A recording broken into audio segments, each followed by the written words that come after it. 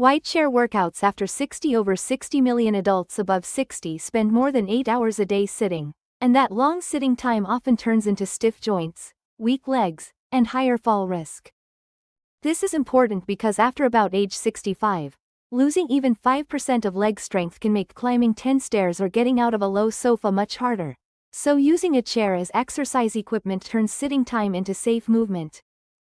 Safe chair setup. About 30% of exercise injuries at home in people over 65 come from tripping, slipping, or using wobbly furniture, so choosing the right chair matters more than doing fancy moves. Safety is important because if the chair slides or the floor is slippery, even a light seated march can lead to a fall, so you should pick a chair without wheels, with a firm seat, straight back, and put it on a non-slip. 3-minute warm-up. Spending just 3 to 5 minutes on a warm-up can reduce muscle strain by roughly 30% and helps your heart gradually adjust instead of jumping from rest to effort. Warming up is important because cold muscles and stiff joints are like a rusty hinge, so we begin with simple moves such as seated shoulder rolls, gentle neck turns, and slow ankle circles to bring blood flow to your upper and lower body.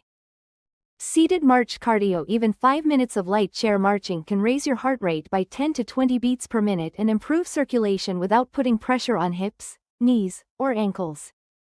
This is important because many people over 70 avoid walking outside due to pain or fear of falling, and seated marching offers a safer way to train the heart by simply lifting one knee at a time while keeping your back. Upper body strength. After age 60, adults can lose around 1 to 2% of muscle each year if they do not use it, and the arms and upper back are often the first to weaken.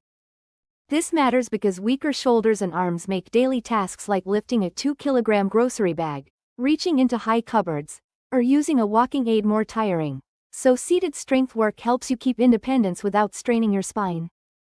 Leg strength and sit to stand. Needing to push with both hands every time you stand up from a chair is a strong warning sign that leg strength has already dropped by about 20% or more.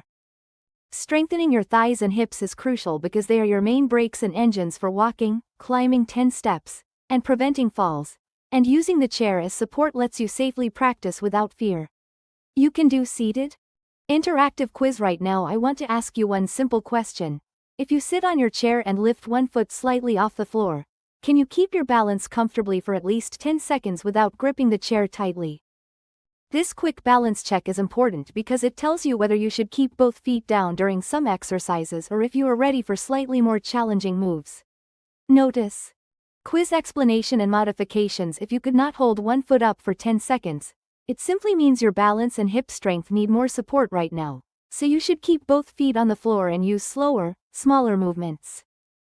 This is important because pushing too hard too early is a common reason about 25% of beginners give up within the first 2 weeks, while using easier versions allows your muscles and mid-routine summary. By now you have already completed roughly 5 to 10 minutes of movement that includes warm-up, chair marching, upper body pushes and pulls, and basic leg work like extensions or mini sit-to-stands.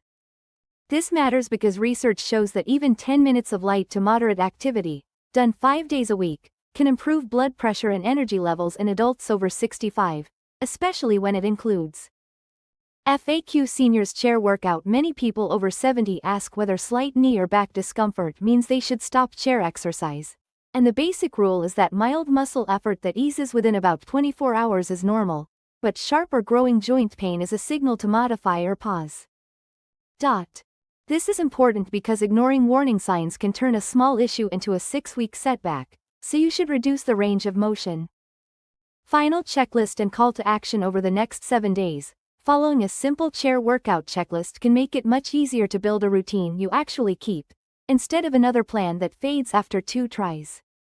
Your key steps are to choose one safe chair in a clear space, schedule just 10 to 15 minutes on at least 3 days, warm up for 3 to 5 minutes, include a mix of chair marching, upper and lower body moves, and